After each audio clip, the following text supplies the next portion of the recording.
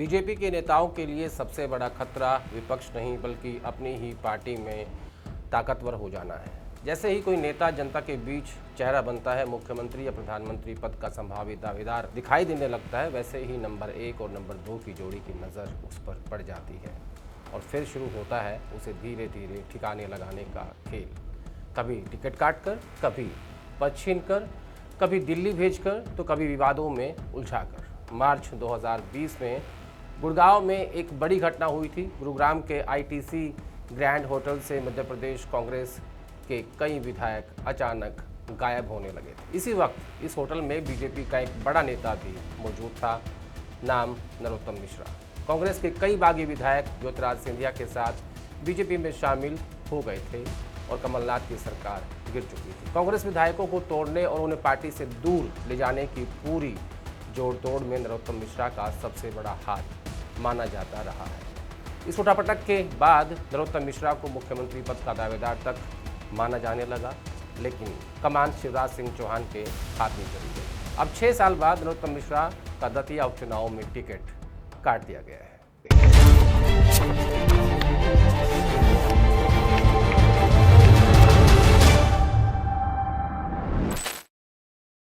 नमस्कार, मैं हूं आदेश रावल। आज बात मध्य प्रदेश की।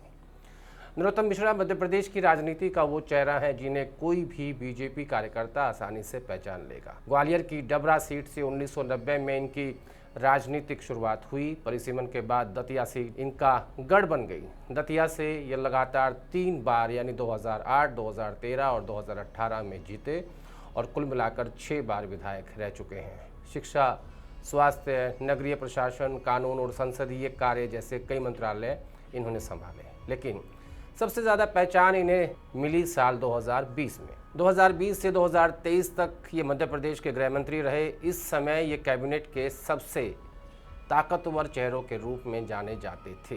गृह मंत्री बनते ही इन्होंने योगी सरकार की तर्ज पर मध्य प्रदेश में भी बुलडोजर का एक्शन शुरू कर दिया था। इसी दौर में गैंगस्टर विकास दुबे एनकाउंटर से भी इनका नाम जुड़ा, लेकिन असली सुर्खियां इन्हें अपराध या प्रशासन से नहीं बल्कि फिल्मों पर दिए गए अपने बयानों से मिली।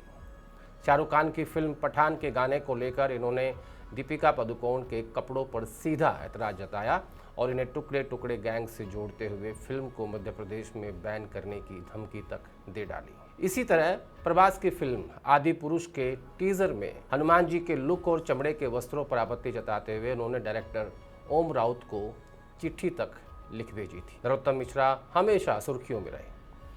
यह सिलसिला इतना बड़ा कि जनवरी 2023 में बीजेपी के राष्ट्रीय कार्यकारिणी की बैठक में खुद प्रधानमंत्री नरेंद्र मोदी को पार्टी नेताओं को फिल्मों और कलाकारों पर अनावश्यक बयानबाजी से बचने की नसीहत देनी पड़ी और यह नसीहत विशेष रूप से मध्य प्रदेश के तत्कालीन गृह मंत्री नरोत्तम मिश्रा के लिए ही थी। संयोग देखिए, 2023 के विधानसभा चुनाव में नरोत्तम मिश्रा दतिया सीट से चुनाव हार गए और तभी से ये सत्ता के गलियारों से बाहर हैं। अब दतिया सीट पर 30 जुलाई को उपचुनाव होना है और यही बीजेपी ने इनका टिकट काटकर एक बार फिर इन्हें झटका दे दी। टिकट दिया गया है आशुतोष तिवारी को। नरोत्तम मिश्रा ने सार्वजनिक तौर पर इसे पार्टी का फैसला बताकर स्वीकार तो कर लिया, लेकिन इनके समर्थकों ने फैसले के बाद जमकर हंगामा किया। दतिया से कांग्रेस उम्मीदवार घनश्याम सिंह ने इस पूरे मामले पर जो दावा किया वह इस पूरी कहानी की असली परत खोलता है। उनका कहना है कि नरोत्तम मिश्रा बीजेपी के सबसे अनुभवी और असरदार नेताओं में गिने जाते हैं और अगर ये उपचुनाव जीतकर विधानसभा पहुंच जाते तो इनकी कैबिनेट में वापसी लगभग तय थी। इतना ही नहीं, आगे चलकर ये मुख्यमंत्री पद के दावेदार के तौर पर भी उभर सकते थे। यही डर सीएम मोहन यादव समेत भोपाल में बैठे तमाम सीनियर नेताओं को सता रहा था। यानी मामला सिर्फ यह नहीं था कि नरोत्तम मिश्रा को टिकट मिले या ना मिले, मामला यह था कि अगर ये लौट आए तो सत्ता में मौजूदा समीकरण को हिला सकते हैं। यहीं से कहानी शुरू होती है नरोत्तम मिश्रा के टिकट कटने की। बीजेपी के दूसरे सीनियर नेता कभी नहीं चाहते थे कि भोपाल की सत्ता में एक और ताकतवर हिस्सेदार आकर बैठ जाए। इसलिए रणनीति के तहत तय किया गया कि जो नेता एक बार चुनाव हार चुका है उसे मुख्यधारा की राजनीति से नीचे ही रखा जाएगा। हालांकि भोपाल की राजनीति अपनी जगह है, लेकिन आखिरी मोहर तो केंद्रीय नेतृत्व यानी नंबर 1 और नंबर 2 की सहमति से ही लगी थी। ये पैटर्न पिछले कुछ सालों में हमने कई बार देखा है। नंबर 1 और नंबर 2 की जोड़ी के लिए टिकट काटना कोई असाधारण फैसला नहीं है, बल्कि एक स्थापित तरीका रहा है, जिससे यह संदेश दिया जाता है कि पार्टी में कोई भी नेता स्थायी रूप से सुरक्षित नहीं है। इसका सबसे चर्चित उदाहरण 2024 के लोकसभा चुनाव में वरुण गांधी का टिकट कटना है। पीलीभीत सीट जो 1996 से लगातार मेनका गांधी और उनके बेटे वरुण गांधी के पास रही, वहां से 3 बार के सांसद और बीजेपी के पूर्व राष्ट्रीय महासचिव रहे वरुण गांधी का टिकट काट दिया गया था। इसी लिस्ट में एक और बड़ा नाम जनरल वीके सिंह का है। देश के पूर्व आर्मी चीफ, केंद्र में मंत्री रहे और गाजियाबाद से सांसद, जिनका टिकट भी 2024 के लोकसभा चुनाव में काट दिया गया था। यह दिखाता है कि सैन्य पृष्ठभूमि का कद हो या केंद्रीय मंत्री पद का रुतबा, टिकट के मामले में इनमें से कोई भी चीज़ गारंटी नहीं बनती। टिकट काटने के अलावा नंबर 1 और नंबर 2 की जोड़ी कई और तरीकों से नेताओं को ठिकाने लगाती है। शिवराज सिंह चौहान ने 2023 के मध्य प्रदेश विधानसभा चुनाव में बीजेपी को ऐतिहासिक जीत दिलाई। लगभग हर कोई मानकर चल रहा था कि इस बार भी मुख्यमंत्री शिवराज सिंह चौहान ही बनेंगे, लेकिन केंद्रीय लीडरशिप ने उनकी जगह मोहन यादव के नाम पर मोहर लगा दी और अगले ही साल लोकसभा चुनाव जीतने के बाद शिवराज सिंह चौहान को केंद्र में कृषि मंत्री बना दिया गया। राजस्थान में वसुंधरा राजे को 2 बार मुख्यमंत्री रह चुकी थी और पार्टी के सबसे कद्दावर चेहरे, लेकिन 2023 की जीत के बावजूद सीएम की कुर्सी नहीं दी गई। उनकी जगह भजन लाल शर्मा को मुख्यमंत्री बनाया गया। नितिन गडकरी बीजेपी में अगले प्रधानमंत्री पद के दावेदार के तौर पर देखे जाते थे।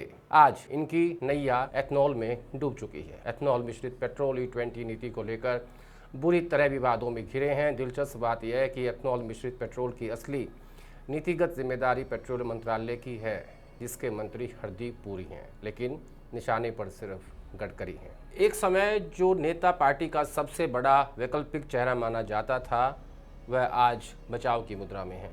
हेमंत बिस्वा शर्मा का ट्रैक भी गौर करने लायक है। मई 2026 में असम में लगातार दूसरी बार भारी बहुमत के साथ जीत दर्ज करने के बाद जिस अंदाज में उन्हें मुख्यमंत्री बनाया गया, उससे हेमंता के सारे तेवर ढीले हो गए।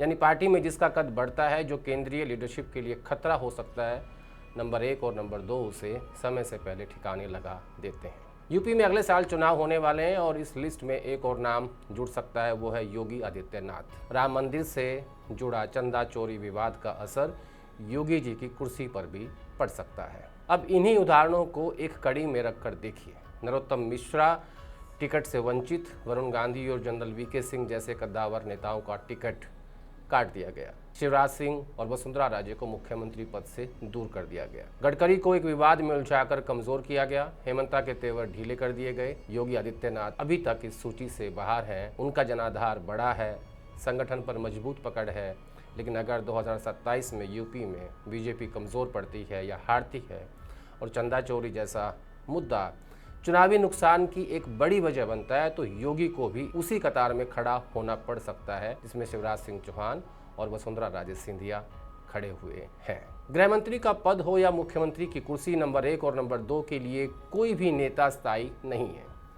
सवाल ये कि क्या आज बीजेपी में किसी नेता का अपना कद, अपनी लोकप्रियता और अपनी राजनीतिक ताकत इतनी मायने रखती है कि वह केंद्रीय लीडरशिप के फैसलों को प्रभावित कर सके। पिछले कुछ सालों की तस्वीर देखें तो जवाब शायद नहीं की तरफ जाता है। पार्टी में चाहे कोई 6 बार का विधायक हो, कई बार का मुख्यमंत्री हो, केंद्रीय मंत्री हो, पूर्व सेना प्रमुख हो या फिर लाखों समर्थकों वाला बड़ा जनाधार रखने वाला चेहरा, आखिरी फैसला नंबर 1 और नंबर 2 का ही होता है।